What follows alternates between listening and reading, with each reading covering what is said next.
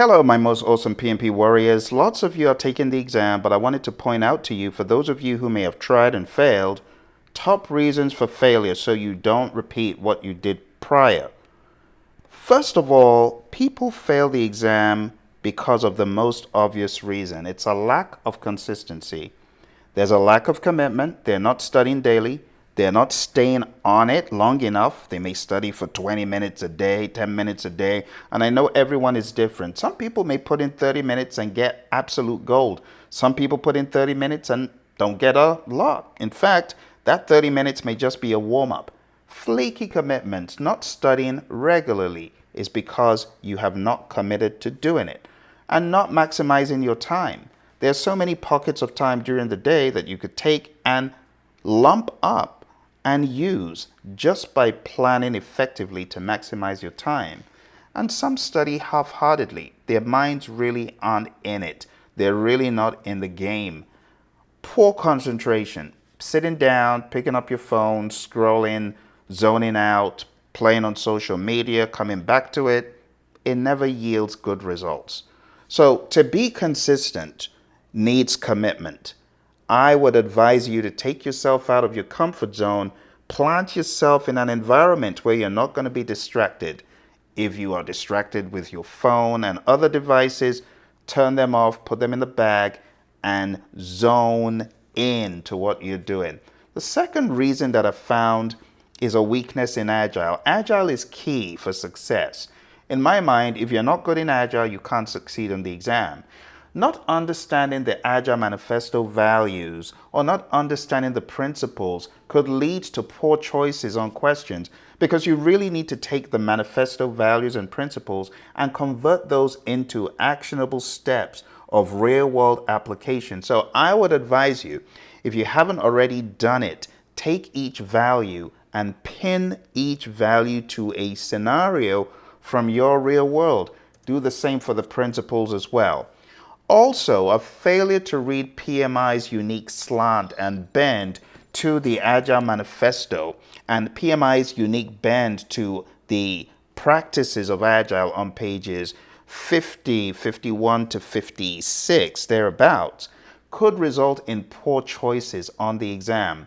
Also, failure to understand pages 14, 18, and 19, as well as the subtle differences that come after, and talking about Agile in the iteration-based and the flow-based and the hybridization, which is very unique to the Agile Practice Guide. Not understanding that could cause trouble on the exam, because this stuff is not talked about in the Scrum Guide, which other people read, and many other documents of an Agile nature. They don't have PMI's unique slant on pages 18, 19, and forward. So keep that in mind. I've also found that the inability to think in a hybrid way could hurt your exam. The inability to smell clues in a question for when the question is truly agile, or when it's hybrid, or when it's predictive. So you need to be able to think predictive. You need to have a very rich conviction in the PMP mindset. Unfortunately, some folks may have a poor conviction.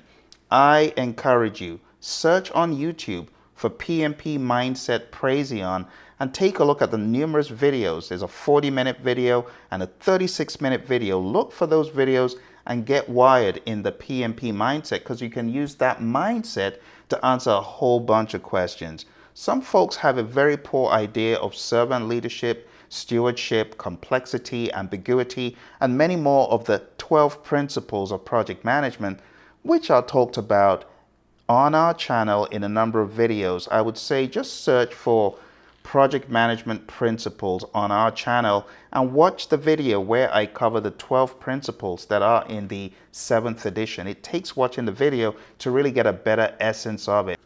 The next one I want to cover is not knowing a question is really hybrid agile when it has predictive terms. You got to understand Agile very well to be able to sniff out when a question is really agile, even though it has predictive terms.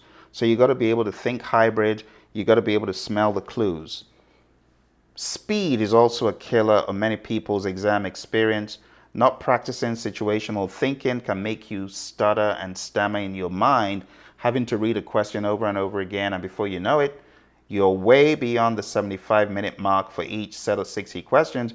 You're spending 1.5 hours, 90 minutes. That's 15 minutes over for the first block. And you do worse in the second block. You're spending another 100 minutes. Well, it's almost all over at that point. So you got to practice situational thinking, quick thinking, moving really fast.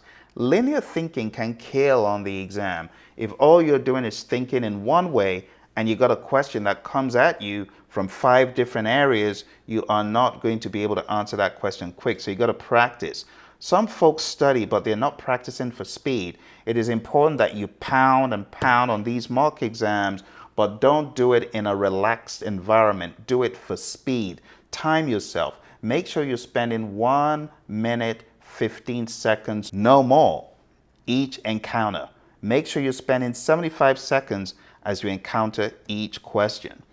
Also, I've realized that when folks don't take breaks to recharge, they find themselves not being able to replicate that on the exam. And they're so dependent on staying tethered to the computer, they don't take breaks to recharge. In my mind, that's not sensible. Taking a break is one of the best things you can do because it's going to reset you to be refreshed. That's my experience, and I would highly advise it. But practice the art of taking breaks. And finally, not requesting more time for medical conditions.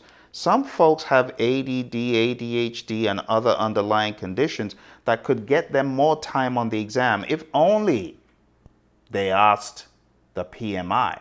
If you're not asking the PMI for additional time, but you have medical conditions that warrant additional time, you're cutting yourself short. Some people don't want to go through the, in quote, hassle, but maybe it would make sense for you to look into it, get a doctor's note, and get PMI's input as far as if you can get more time. My advice to you, if you're still struggling, go on down to hpmexam.com and sign up for our next half-day immersion bootcamp that usually happens on Sundays. Thank you, my friends. I hope you found value from this. Don't forget to hit like, subscribe, share with your friends. I wish you all the best in your test. Bye for now.